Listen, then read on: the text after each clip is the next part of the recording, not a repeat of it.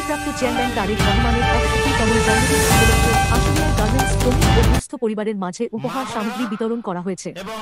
শুক্রবার বিকেল ৩টায় শিমুলিয়া ইউনিয়নের টেঙ্গুরি কোনাপাড়া দারুল উলুম কওমি মাদ্রাসা ও এতিমখানা মাঠে এ আয়োজন অনুষ্ঠিত হয়।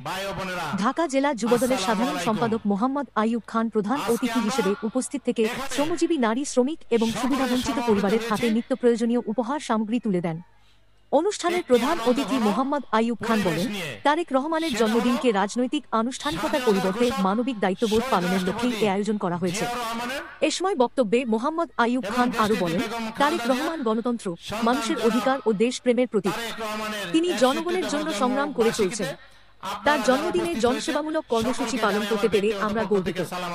অনুষ্ঠানস্থলে বিএনপির প্রতিষ্ঠাতা শহীদ রাষ্ট্রপতি জিয়াউর রহমান, চেয়ারপারসন বেগম খালেদা জিয়া এবং ভারপ্রাপ্ত চেয়ারম্যান তারেক রহমানের সংগ্রামী জীবনের আলোকচিত্র প্রদর্শন করা হয়, যা অনুষ্ঠানে আগতদের দৃষ্টি আকর্ষণ করে। শিমুলিয়া ইউনিয়ন বিএনপি, যুবদল, স্বেচ্ছাসেবক দল, ছাত্রদল সহ বিএনপির অঙ্গ ও সহযোগী সংগঠনসমূহের যৌথ উদ্যোগে এ কর্মসূচি পালন করা হয়।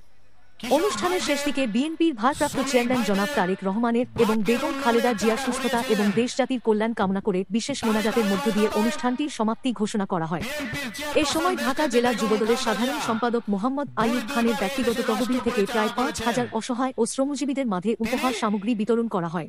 তারই ধারাবাহিকতায় আপনাদের এই দেশের স্বাধীনতার সার্বভৌমত্বকে অক্ষুণ্ণ রেখে আমাদের মর্যাদাকে বিশ্বের দরবারে প্রতিষ্ঠিত করেছিলেন। আমরা একটি আত্মনির্ভরশীল জাতিতে পরিণত হয়েছি। আমার নেতা ব্যর্থভাবে বলেছেন, এই আন্দোলন এই দেশের জনগণের আন্দোলনের ফসল। জনাব তারেক রহমান, দেশনেত্রী বেগম খালেদা জিয়া সেই নির্বাচনে তাদের যে প্রতীক, ধানের শীষ প্রতীক, ধানের শীষ এই শিমুলিয়া ইউনিয়নে একটি উর্বর, সেই ধানের শীষে আপনারা সকলে স্বতঃস্ফূর্ত ভোট দিয়ে তাকে নির্বাচিত করবেন। তাকে যদি আপনারা নির্বাচিত করেন, তাহলেই আমাদের নেতা জনাব তারেক রহমান রাষ্ট্র ক্ষমতায় অধিষ্ঠিত হতে পারবে। রাষ্ট্র ক্ষমতায় অধিষ্ঠিত হলেই আপনাদের ভাগ্য উন্নয়নের যা চাকা, সেটাকে সচল রাখবেন। আমরা ইতিমধ্যে আপনাদের দ্বারে দ্বারে তার আগামী দিনে রাষ্ট্র পরিকল্পনার ৩১ দফা আমরা এই সাভার আশুলিয়ার প্রত্যেকটি জনগণের মাঝে পৌঁছে দেওয়ার জন্য আপ্রাণ চেষ্টা করেছি।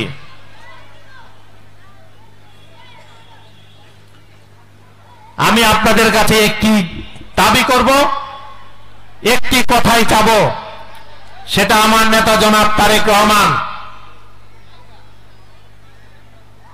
আমাকে কিছুদিন আগে তিনি ডেকেছিলেন।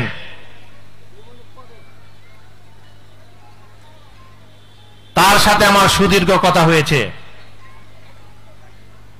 তিনি আমার কাছে একটি জিনিস জানতে চেয়েছেন, আইয়ুব, সাভার বিএনপির ঘাঁটি, সাভারে আমাদের ধানের শীষের কি অবস্থা? আমি তাকে এক বাক্যে বলেছি, সাভার আগেও যেমন ধানের শীষে ঘাঁটি ছিল, এখনো আছে। আপনি সেটার প্রতিফলন পাবেন। আপনার সেই ফেব্রুয়ারিতে সাধারণ নির্বাচন হবে, সেখানে আমরা দলমত নির্বিশেষে আপনি যাকে নমিনেশন দেন তার সাথে কাঁধে কাঁধ মিলিয়ে আমরা আপনার সেই মনোনীত প্রার্থীকে, ধানের শীষের প্রার্থীকে আমরা বিজয়ী করে আপনার কাছে উপহার দেব। আপনারা কি সকলেই জনাব তারেক রহমানের সেই চাওয়াটাকে পূরণ করবেন না? আমি আপনাদের কাছে অনুরোধ করছি, আমার নেতার কাছে আমি যে ওয়াদা দিয়েছি, আপনারা সেই ওয়াদাটা পূরণ করবেন এবং সকলে ধানের শীষে ভোট দিয়ে আমাদের আগামী, আমরা আর অল্প একটু সময় আমাদের নেতা জনাব তারেক রহমানের একটি ডকুমেন্টারি আপনাকে দেখাবো। জনাব তারেক রহমান কিভাবে আপনাদের জন্য আগামী দিনের রাষ্ট্র কিভাবে পরিকল্পনা করবেন, তিনি কিভাবে এই রাজনীতিতে পদার্পণ করেছেন, তার একটি ভিডিও চিত্র আপনারা এই স্ক্রিনে দেখেন। আপনাদের এখানে একটি স্ক্রিন দেওয়া আছে, সেখানে এটা এখনই প্রচার করা হবে। আমরা সকলে সেই জিনিস ডকুমেন্টটা আমরা দেখব। এবং তাদের দুজন পরিবারের রাজনৈতিক কর্মকাণ্ডের সাথে জড়িত ছিলেন।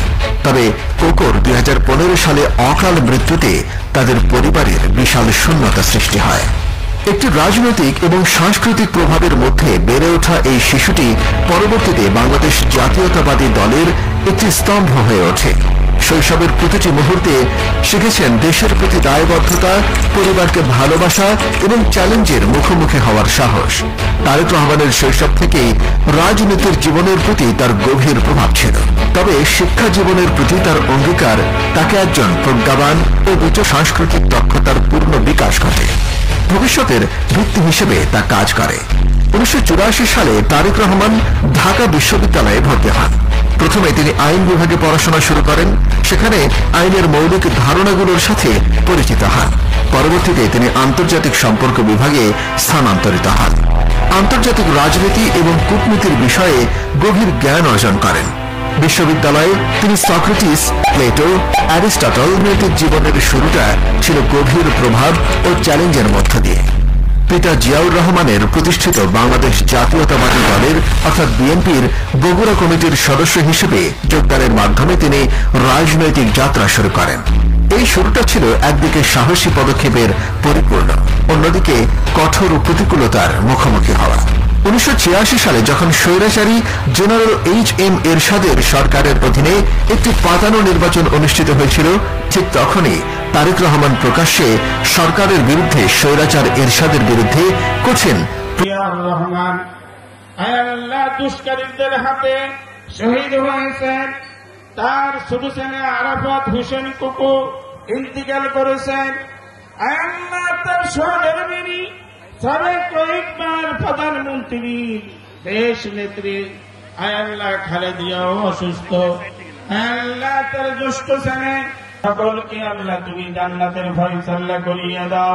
আয় রব্বুল আলামিন দেশ নেত্রী খালেদা জিয়া আল্লাহ কত লাঞ্ছিত অপমানিত হয়েছে গো মাবুদ, আল্লাহ তাকে তুমি সুস্থতা দান করিয়ে দাও।